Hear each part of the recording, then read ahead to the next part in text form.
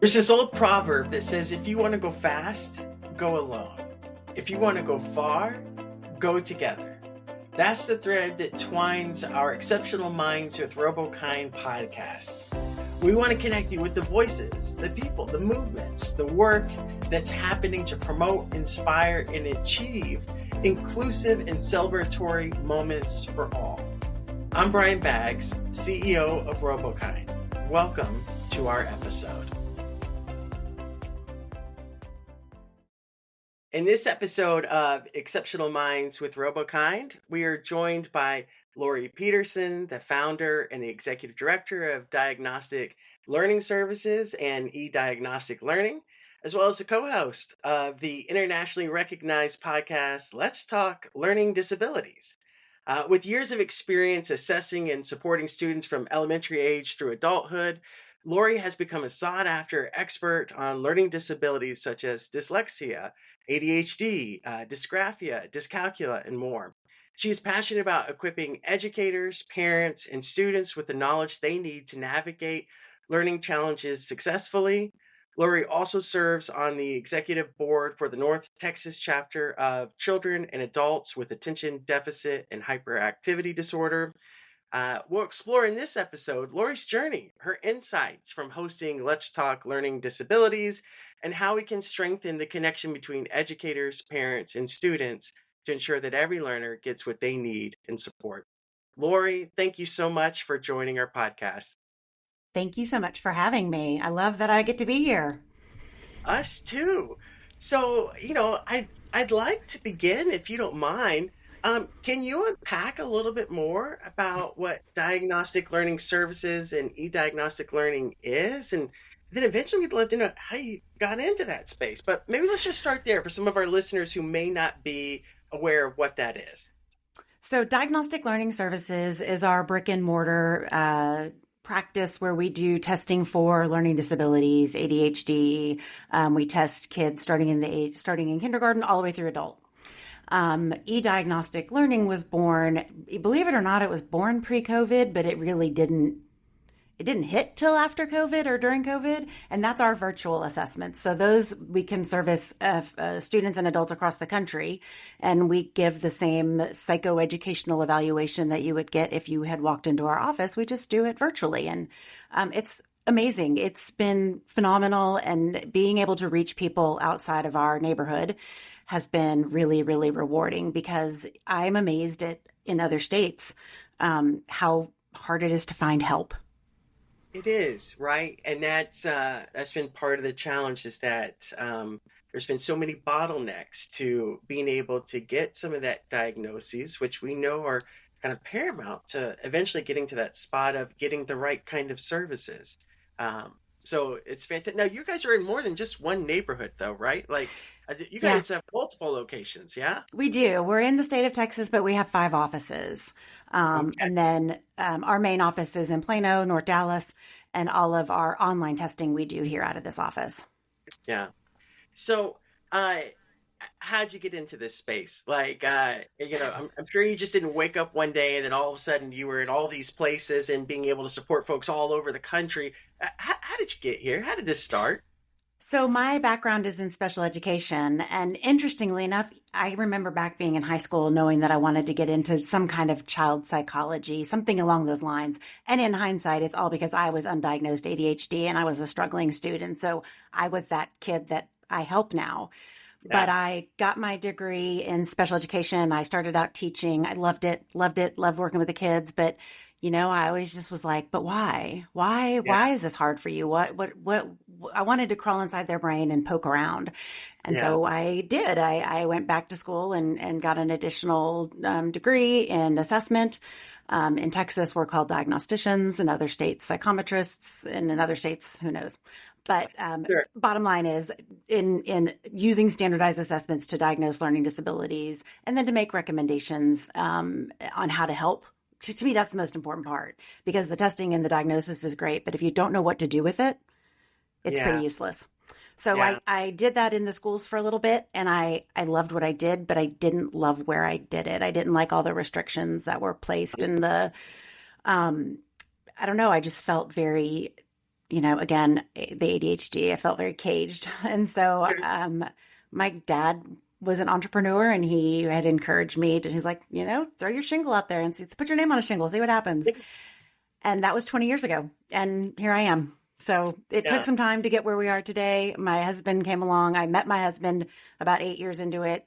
He jumped in and helped me. And since he came on with more of the business side, because I'm an educator. So that's kind of where the growth started. So that just like that's a fascinating story, and somewhat like a lot of the stories that I get to hear, where there's these polls, these things that you feel like you ought to be doing, more, you want to do more, and it just kind of seems like things kind of unfold, and then well, I guess this is what we're doing, and this is where we are. But it did make me think about you as a special education teacher. If I was a student in your class, I think that those pairings with folks who have that disposition, even before the training comes, that are curious and want to understand why and kind of get into that, can kind of make some of the best learning moments for kids. Yeah. Absolutely. Yeah. And I think the more you know about how a student learns and, where their strengths are, I think you can be so much more effective in the classroom. Yeah. Yeah. So I'm thinking about, for some of the folks who listen in, it's like the credentials help, the understanding helps, but it almost originates with this passion to do it well. Oh, absolutely. On the front end. So kind of tell me a little bit, like, was it scary to kind of jump out of the traditional like four walls of a school district to put that shingle out there to see, like, I know that part of that cage was the motivation to go, but was it just all like, let's ride, let's go for this? You know what? I am a firm believer that everything happens for a reason, and I happened to be in a position in a district that allowed me to cut back a little at a time. So my first year doing this, I went 80% with my school district and did 20% private. So I had like a day a week I could mess around with it. But by nature, with my ADHD, I'm very much a risk taker. Like I like the thrill. So it was really exciting. And then I slowly got to sort of turn it over. So I kind of had that safety net if I needed it. But I'm very lucky. It's very rare for it to happen like that. But to me, it means it was meant to happen that way. Yeah. That's fantastic. And so you're standing up this practice. You're providing value to families and students and school systems by getting it right on the diagnoses. But then let's talk learning disabilities comes. How did that kind of come in, and how did that become so prominent and regular for folks who listen in, their families and educators alike? Well, we find that we answer a lot of the same questions every day, right? Yeah. And I feel like I'm saying a lot of the same things on the phone to a parent every day. And so we thought, well, what if we just shared some of this very basic information with the general public? I mean, if someone's looking for information on dyslexia, I want to be able to give it to them, but give it to them in a way that I know they'll understand.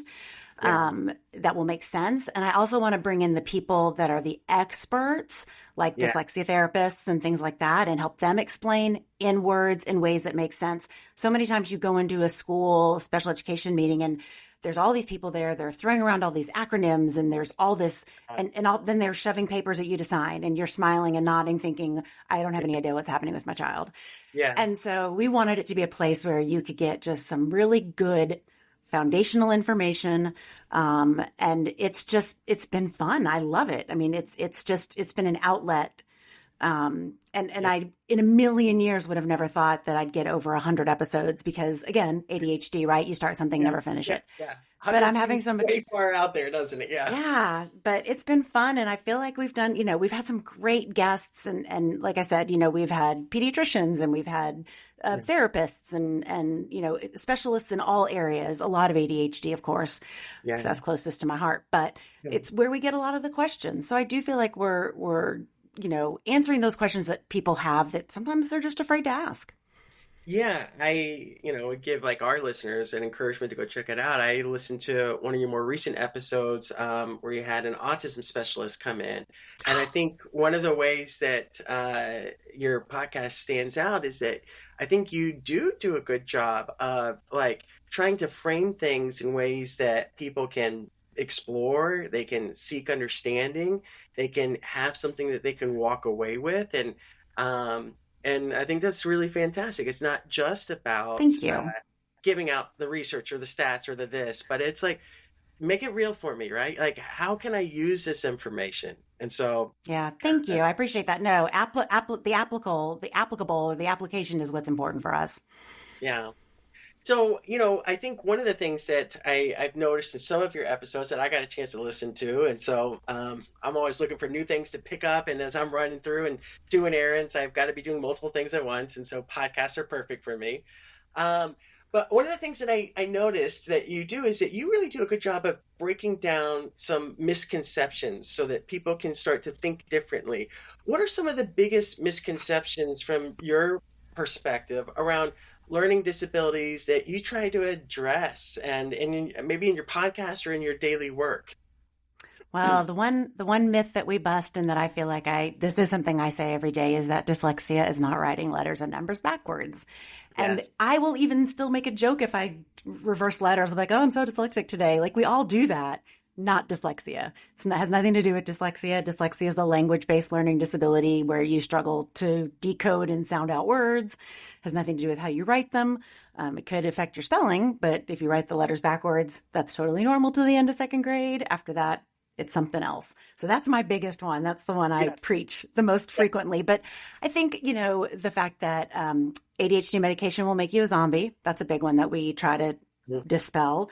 And then that, the hyperactive is hyperactive, and that if your child isn't climbing the walls, then they don't have the hyperactive. And that's not it at all. It can be your social butterfly of a girl, or, there are other things that make that hyperactive, or that create that hyperactivity, impulsivity diagnosis, not just, the kid who's falling out of their chair all the time. And it's not just boys. Yeah. So those are the big ones I think that we hear, and that I feel like we talk. And it's never too early. It's never too early to diagnose a learning disability. A lot of people think they have to wait till their kids are fourth grade or third Yeah. grade, and that's not true. The earlier you can intervene and start to remediate, the less of an effect it's going to have as the kids get older.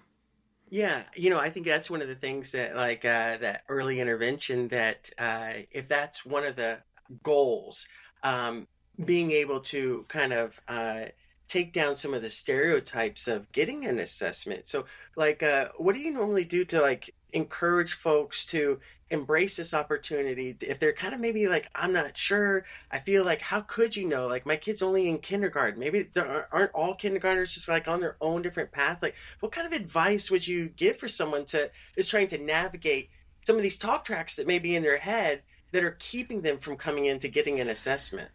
Well, and honestly, there are times where we say maybe we should wait a year. I think it might be a good idea to wait a year. If you've got a kindergartner with an August birthday, which in Texas means you're really, really Yeah. young, then Yeah. developmentally you're not really on track with the other kids. So really just listening to where their concerns fall. But if they have concerns, why not do it and just get some peace of mind? The beautiful thing about doing a private evaluation is that it's yours to do with as you choose. You don't have to share it with anybody. You don't have to give it to the school. You don't have to tell the teacher. It's yours. But it's information, and information is power.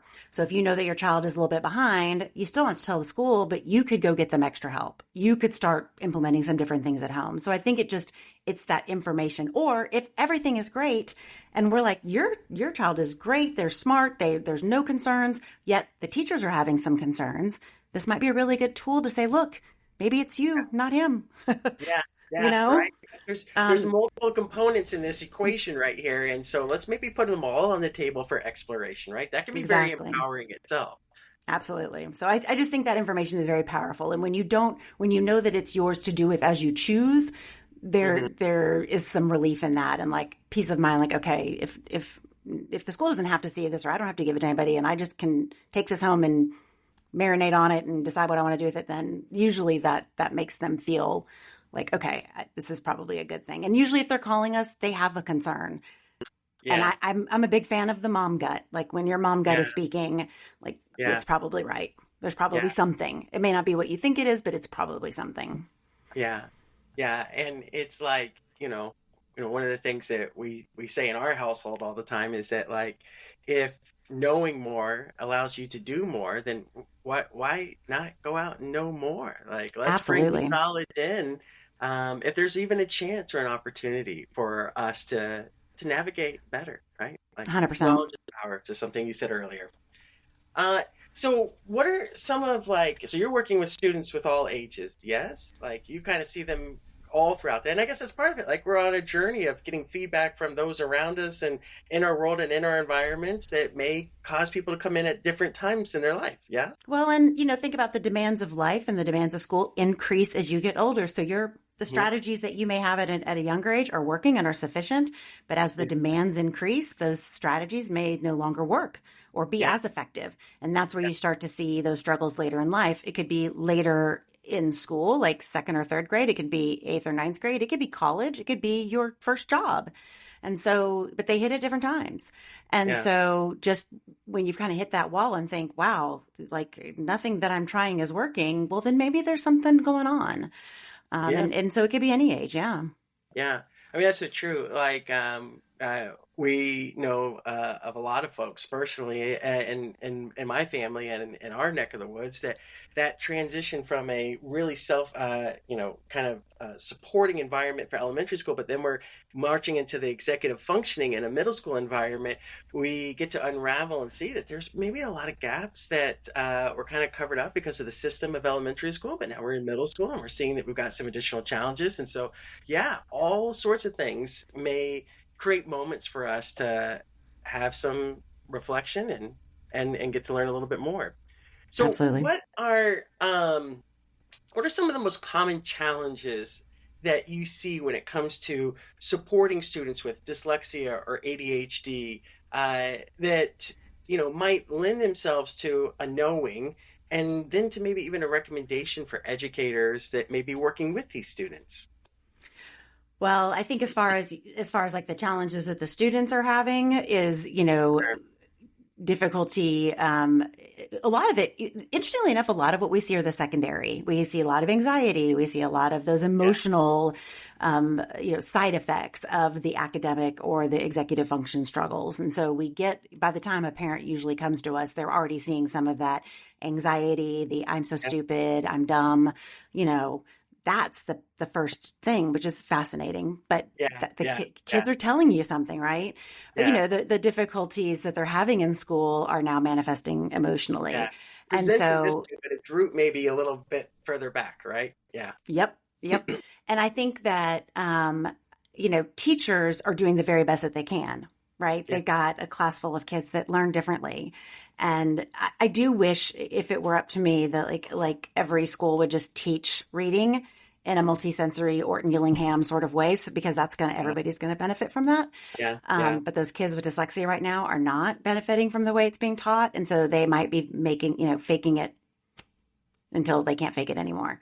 So Yeah. seeing them kind of hit those walls, just like I said, sometimes we've get kids in first grade that are still struggling to assign sounds to letters and Yeah. rhyme words. Sometimes they can Yeah. get all the way to sixth or seventh grade, and it's just the comprehension now is it's too much, and they can't. And now when we really dig in, we find out, well, gosh, you really can't sound out any of these words. Yeah.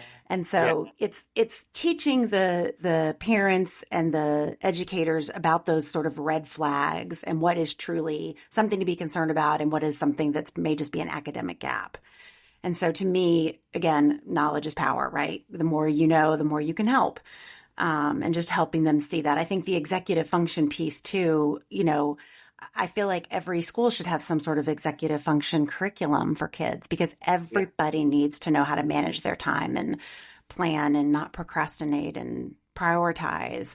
And some kids can do that naturally and others can't. And those Yeah. ones that can't, it's incredibly frustrating. And that's again where you see a lot of the anxiety and depression kick in. Yeah. It's like two things that seem relatively arbitrary on where we draw the line of what we teach in school is, social skills oftentimes are executive functioning.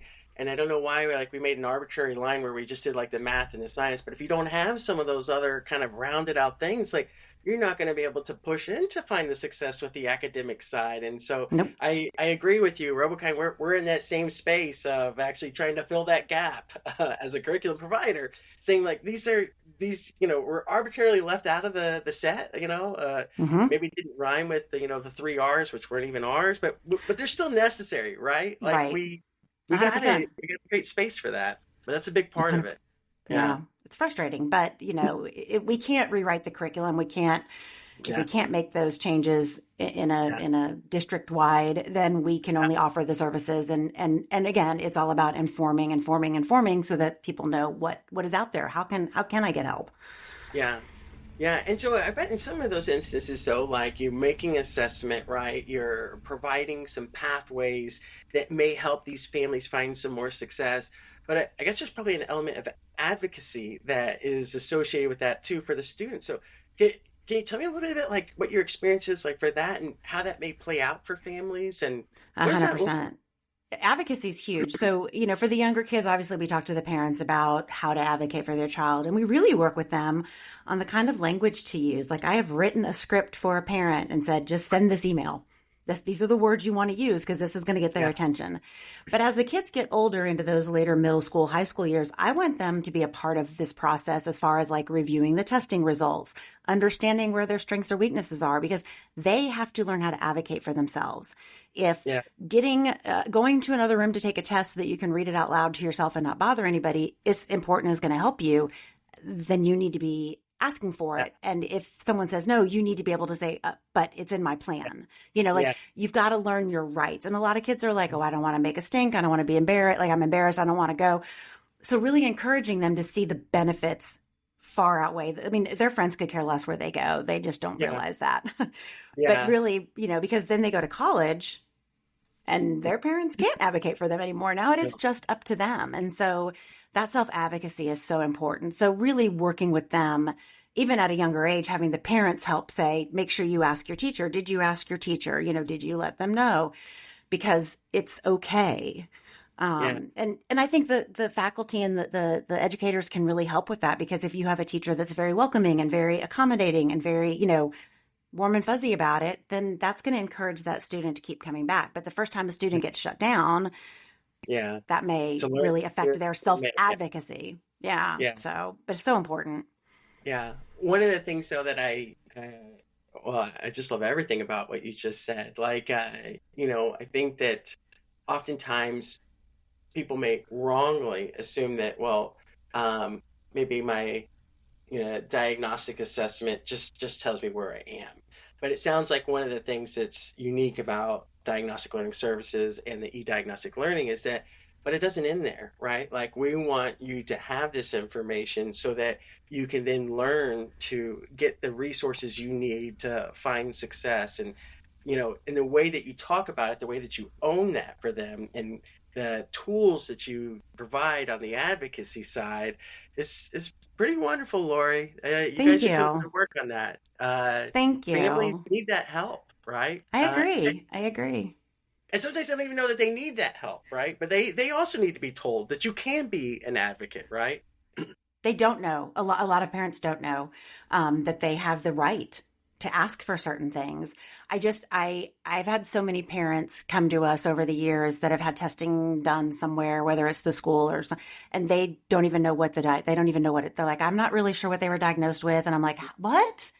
Yeah. And to me, it sort of supports my theory of the testing is useless unless you know what to do with it. Do with it. So for Right. us, the second half is almost more important than the first, because it's where Yeah. it's going to take you now. Yeah.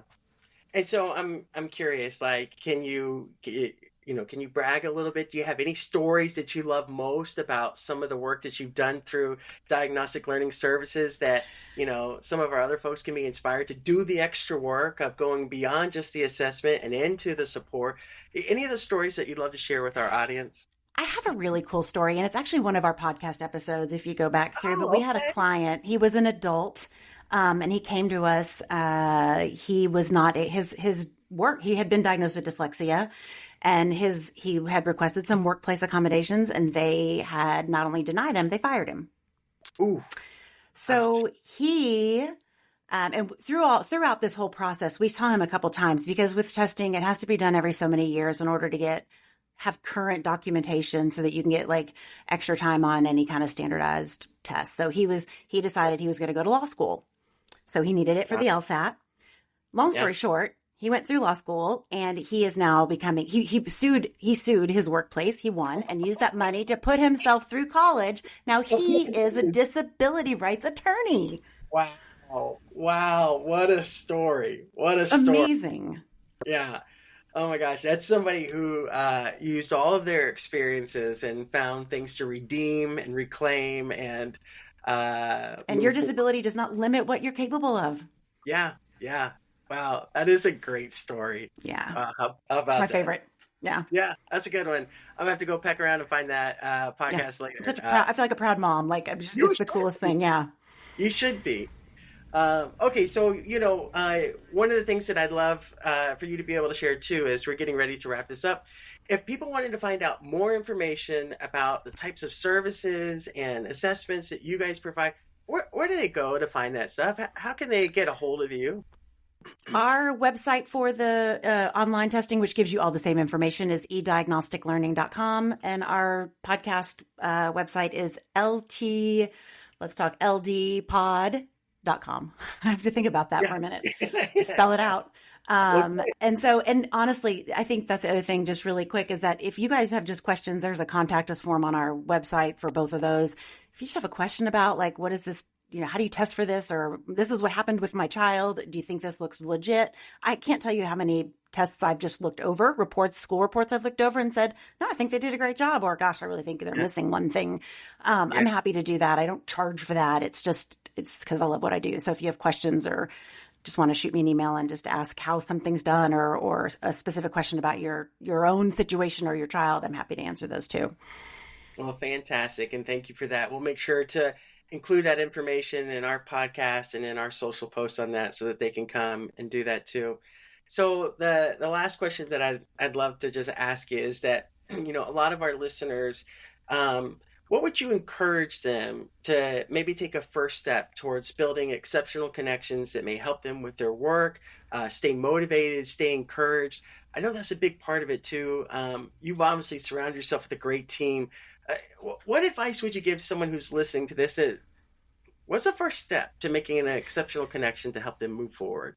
I think, for me, I think it's finding your passion and figuring out what you're passionate about and making sure that you're immersing yourself in your life and your career in things that you find very encouraging and very rewarding. That's what I'm looking for. Yeah.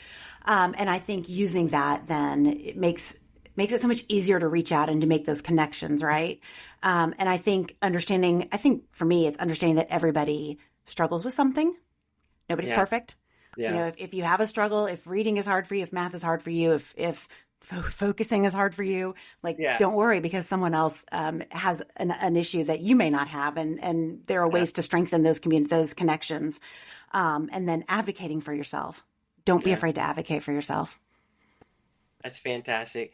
Well, Laurie, thank you so much for being on this podcast, but even more than that, thank you for the work that you're doing in Texas and beyond, and thank you. It's a pleasure to have you here today. Well, thank you for having me. Thank you so much. It's been great.